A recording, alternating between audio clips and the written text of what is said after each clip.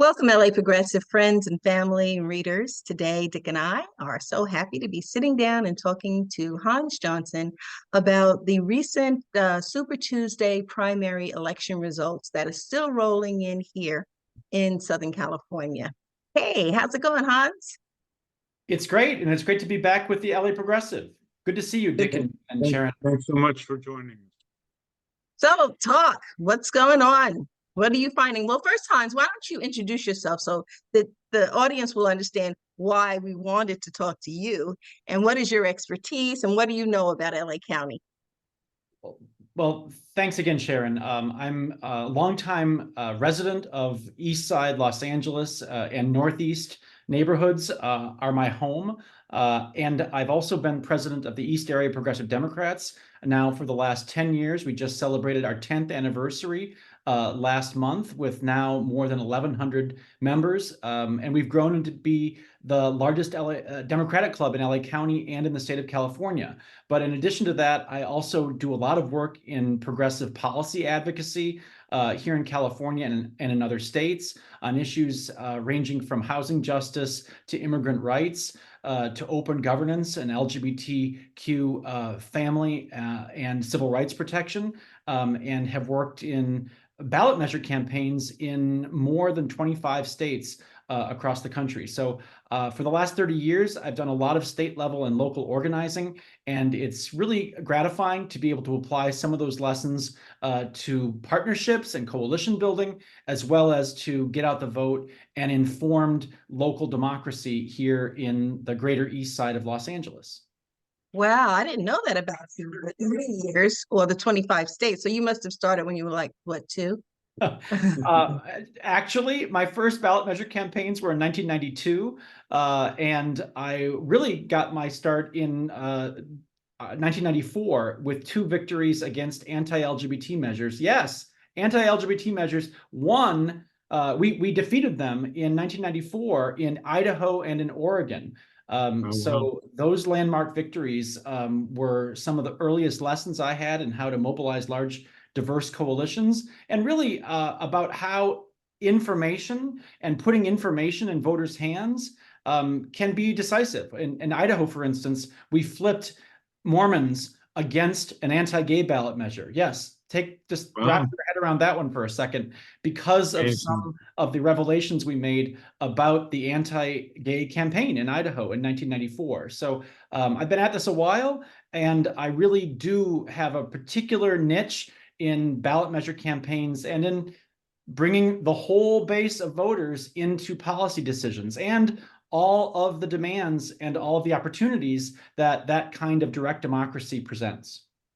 On that anti-gay legislation, I mean, we see a wave of anti-trans, anti-women's rights sweeping the Southeast in particular, but the Midwest as well.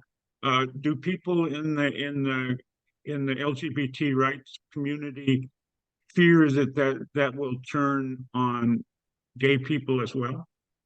It already is turning on LGBT people all over the country, and it's also sparking a tremendous backlash against repression that is driven by misogyny, disinformation, and hatred of LGBT people, as well as a goodly amount of flat-out ignorance about the diversity of the LGBTQ community. I will just note something that came out in the recent measurements and press reports about the linkage between hostility to choice and reproductive health care and to LGBT rights, and how it correlates with the low numbers of women in legislatures and in political office in various states. Those very same states with the worst attacks on LGBT rights, Mississippi, Alabama, South Carolina, states in the Southeast in particular, have the lowest numbers of women in their legislatures, West Virginia being the bottom of the bottom at less than 15%. So one of the things that's really defined my advocacy over the years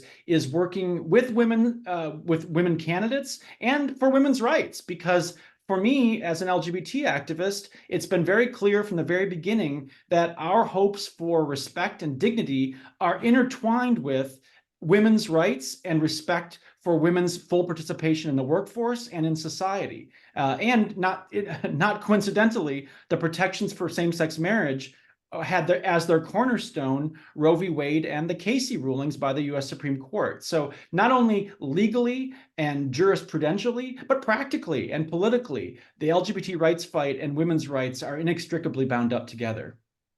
That's right. That's right. Well, being a Black woman, I've noticed that wherever you see one group oppressed, you see that another group is probably oppressed as well. Even in employment and certain communities, you can go into those communities and look at the leadership of those communities, and it tells a story. It says either you're welcomed here or you're not.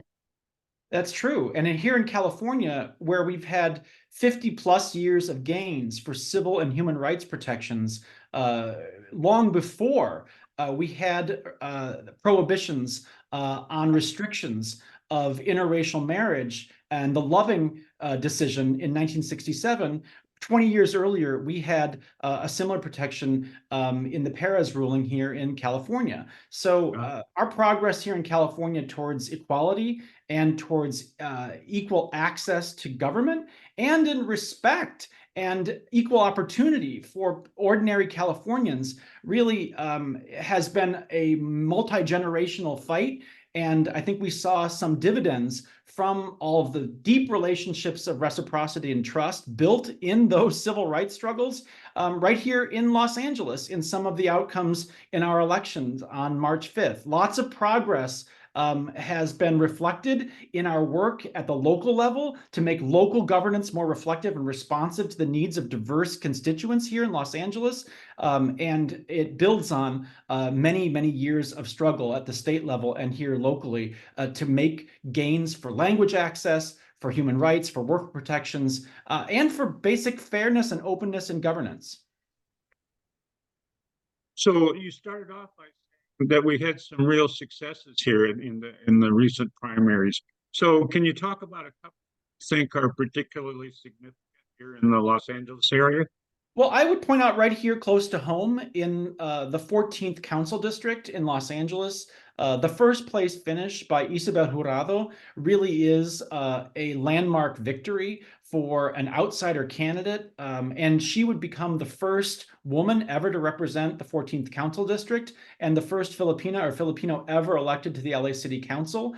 I find it striking that within 1 year of the passing of the great Gloria Molina, someone who fought for women's access to governance and for honesty and decency and responsiveness in city, state, and county governance in particular, someone of Isabel Jurado's caliber as an outsider candidate was able to break through against 3 incumbent politicians with strong ties to Sacramento.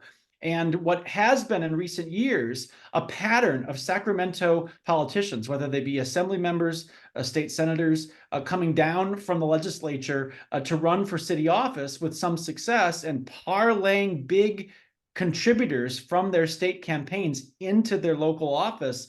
Isabel kind of broke that pattern with her first place finish over incumbent council member Kevin De Leon, incumbent assembly members Wendy Carrillo and Miguel Santiago in our 14th council district seat. I'm a voter here in Council District 14, and it's very gratifying to see someone of Isabel's character, credentials, and outsider status be able to break through that morass of outside spending and of traditional influence patterns in our city politics to come in first. And she faces, I think, what's going to be a very exciting runoff election here in the 14th Council District. Absolutely. So for those who don't understand the runoff process here in California, you want to talk a little bit about that. So she hasn't just won outright. She still has to run in the general election in November. And can you explain how that is and why that is? Absolutely. There are different rules that apply to our elections in California. Top 2 is the overall framework for our elections from a primary. The top 2 finishers go on to a runoff or general election, but there are different rules for those top 2 that apply at the local, school board, city, and county levels, in contrast with the state and federal levels. In the state and federal elections in the primary, it does not matter if any candidate achieves 50% plus one vote. There will be a runoff for state and federal offices, regardless of the percentage and regardless of the party. So you can get 60+% of the vote in a primary election for a state or federal office. There will still be a runoff against the second place finisher in that race. In the city, school board, and county elections, in most cases, there are a few exceptions like the city of Glendale, which had a one and done election for its general election on the primary ballot. But by and large, localities and in the county of Los Angeles, there is a 50% plus one rule for the primary. And if you achieve 50% in the primary, you win outright. And we had some very closely watched races, such as in Council District 4 and in the supervisor contests in District 2, 4, and 5, where the candidates did achieve that 50% plus one threshold, and those elections are done. Those candidates won outright. In the cases of Council District 4, Nithya Raman, and in the cases of our supervisor districts in District 2, Holly Mitchell. In District 4, Janice Hahn beat the disgraced former sheriff Alex Villanueva quite handily. And in District 5, incumbent Catherine Barger won outright in that supervisor race. Great. So you didn't mention the judicial races. And I think for the judicial races, it is 51% and done. That's correct. Judicial races they fall into that county category because they are state judges, but they have to run county-wide. So the judicial races fall under the county rules for the primary. And if there are only two candidates in a judicial election, that will be that's the general election because there's only two candidates. And if you get 50% plus one, that judicial contest is over. And I would point out that there was a really important judicial election as far as my reckoning around this vote, and I think for many of the EAPD members who interviewed judicial candidates and really tuned in to this contest, as we always strive to do around really relevant Superior Court races in Los Angeles County. We had an incumbent judge, Emily Spear, who was reprimanded by the Judicial Council for repeated neglect of her duties and real dishonesty in the report that was made public by the Judicial Conference about a first-term judge who won election in 2018. She was reprimanded in this public admonishment last fall, and it's very impressive that a public defender named Kimberly Rapeka stepped up to run against the incumbent judge upon the release of that admonishment, which really disclosed some pretty arrogant and petty misconduct that inconvenienced at the least, and really, I think, disadvantaged some of the people with business before her court, including two domestic violence petitioners seeking some protection from potential abusers who had their cases delayed because of her dereliction as a judge. And Kimberly Rapeka stepped up to run against this incumbent judge, something that almost never happens. And she won in the primary with about 52% of the vote against incumbent judge Emily Spear's 48%. Cool. So you mentioned there are a couple of successes with Isabel Jurado and Nithya Raman. Were there any disappointments or any targets for the future? Well, I think one particular disappointment is here in the 5th school board district in Los Angeles. I know you live nearby and are a close observer of some of our public school politics in Los Angeles and the encroachment and big spending of charter school promoters in our school board races, which has really defined the last 15 years of contests.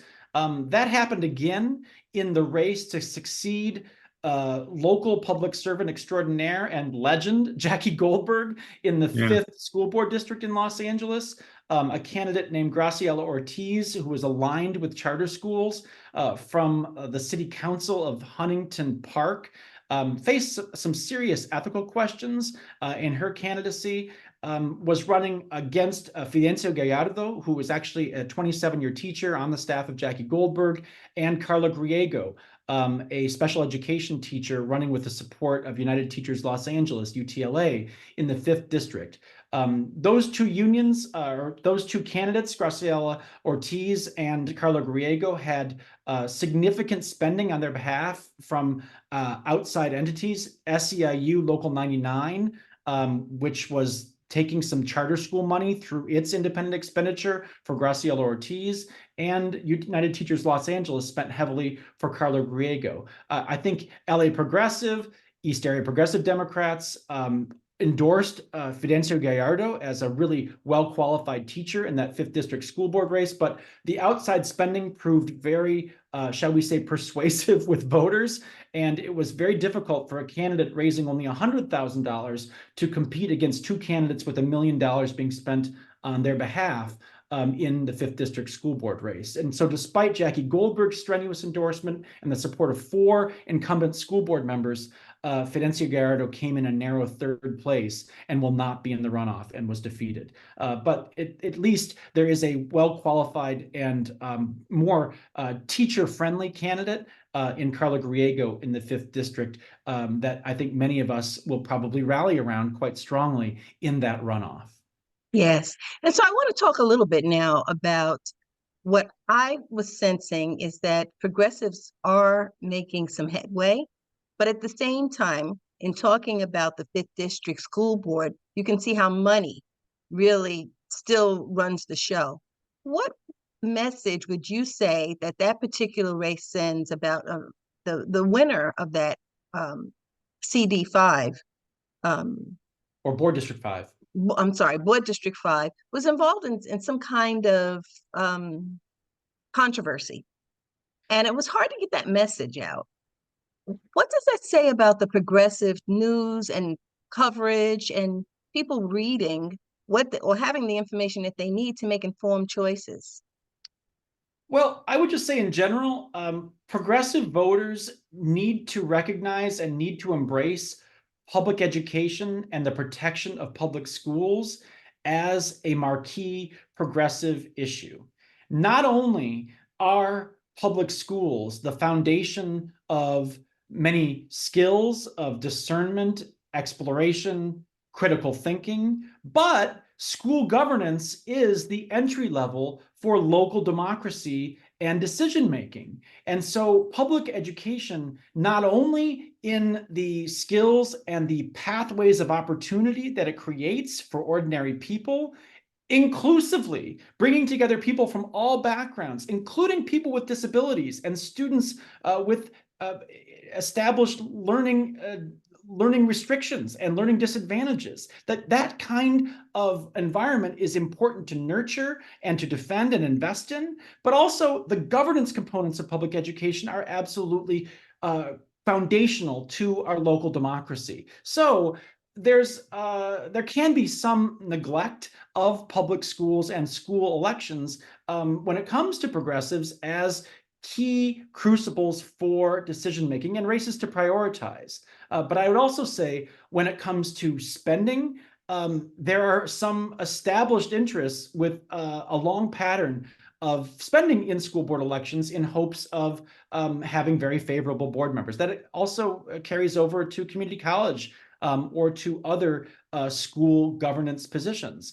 So we do need to do a better job of focusing on elevating school board elections. I think the attacks on public education by anti-LGBT, quite bluntly racist and misogynist forces trying to erase history, trying to rewrite history, people like Ron DeSantis trying to claim that slavery had its advantages for those on whom it was inflicted and on whom bondage and its residue was a defining aspect of American history. Somehow that has awakened many people to the importance of public education, but we do need to do more. And here in Los Angeles, I think the stakes are very high, given Citizens United, the rash of outside spending in our school board elections by the likes of Bill Bloomfield, Reed Hastings of Netflix, and others who are seeking to implement more charter-friendly, more charter-enabling school board members. That is a defining aspect of our politics. And I will just raise a warning bell. When you have entities like SEIU Local 99 making its spending a conduit for charter school influence and some of those big outside charter school promoters into our politics, kind of a laundering device for charter school influence in our schools and school decision making, that's extremely disturbing. And it is out of step with the labor movement. It's out of step with any public sector advocacy trying to beef up a government that works for all people instead of just for the best off and the most wealthy. That's a really shameful pattern. And when you see some of the consultants that are also working on that independent expenditure campaign by SEIU Local 99, people who worked for Alex Villanueva and who were apologists for his brand of Trump-like misuse of the authority of the sheriff. And that's extremely disturbing and does need to have whistles repeatedly blown on it. So we do some of that work through our club. I'm very glad that LA Progressive does some of that work also, but we do need to be more blunt and more diligent in making sure that information gets out to LA area voters, especially progressives who should be caring about this more. So a couple decades ago, Sharon and I were the Northeast M Club, which at the time had 100 members, maybe half of them or a third of them were really active. But you talk about the East area progressive Dems having 1,600 members. 1,100. So 1,100 members. 1,100. 1,100. I thought you said 1,100. Still seems like a really potent force. How do you deploy that around elections? You know, it's a really good question because members often choose their own priorities, and I think that's great.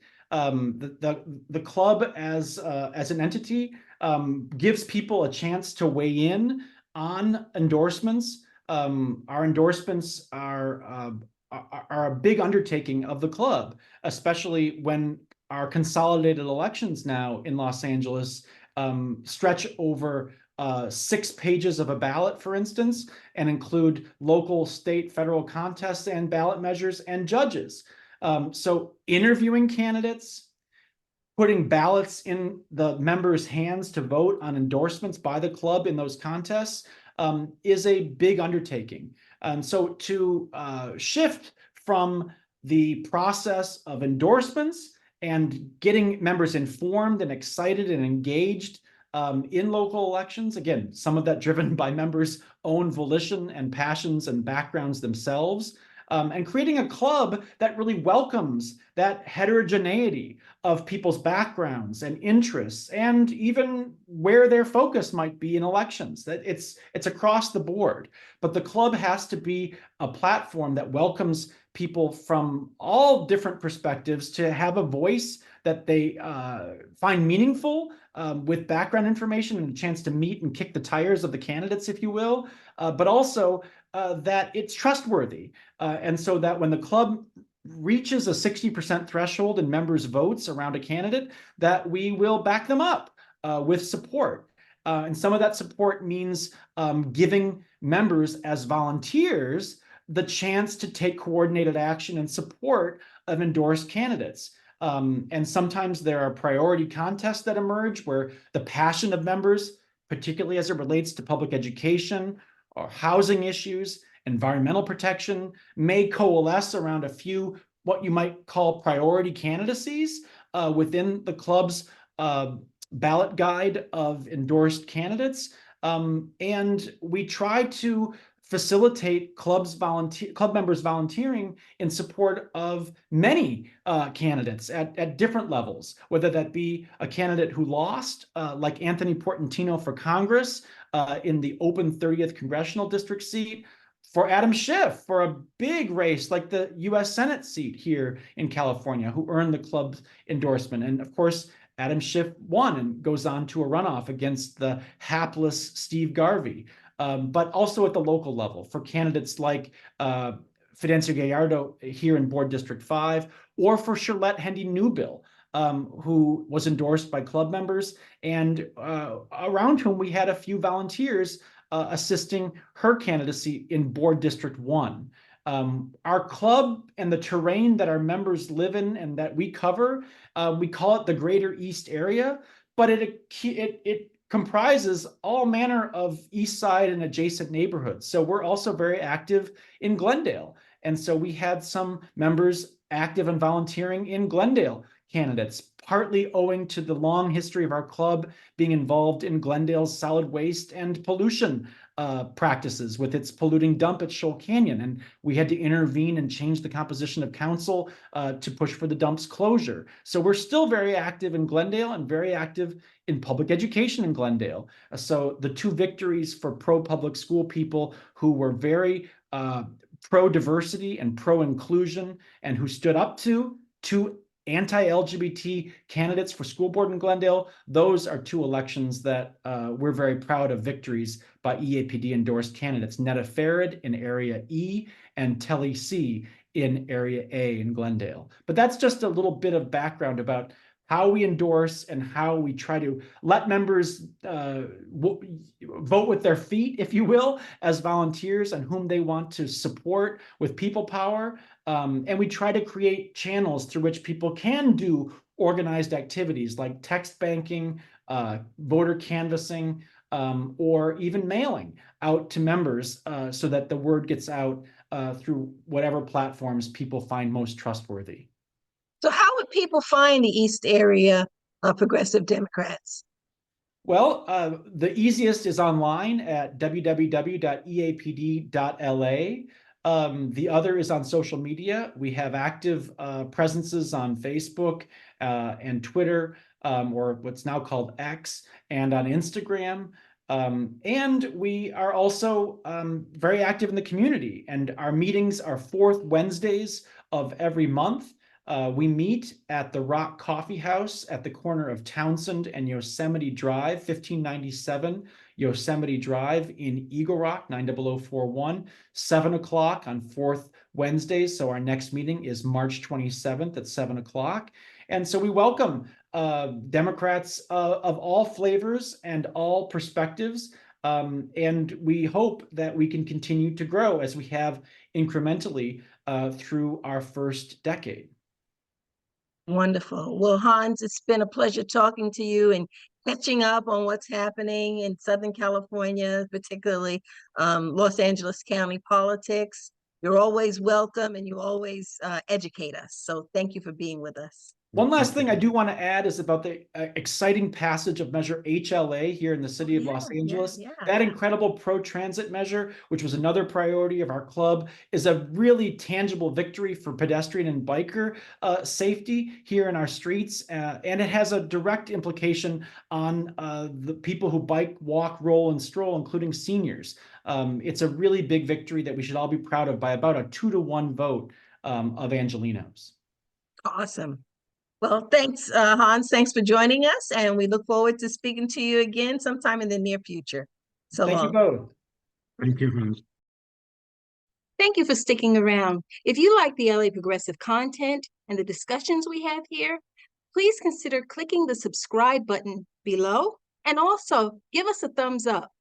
That helps to grow our audience by feeding the algorithm, which helps to get this content in front of more eyes. Thanks for stopping by. We really appreciate your support.